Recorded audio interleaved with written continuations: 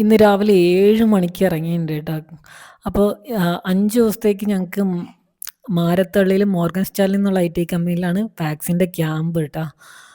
അപ്പം ഞങ്ങൾ 3 പേരും കൂടെ ക്യാബിനായിട്ട് പോകുന്നത്. അപ്പോൾ ഇവിടുന്ന് ഏകദേശം ഒരു 2-2.5 മണിക്കൂർ എടുത്തിട്ടാണ് ഞാൻ അവിടെ എത്തിയത്.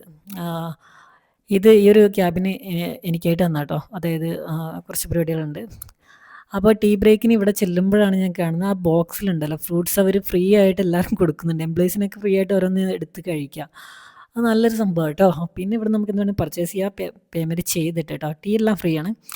അപ്പോൾ അതൊക്കെ കഴിഞ്ഞ് ഒന്ന് ബ്രേക്ക് എടുക്കാൻ പുറത്തിറങ്ങിയപ്പോൾ നല്ല ഭംഗിയുണ്ട്, ഒരുപാടുണ്ട് കാണാനുണ്ട്. പക്ഷെ എനിക്ക് സമയമില്ലായിരുന്നു, തിരക്കായിരുന്നു.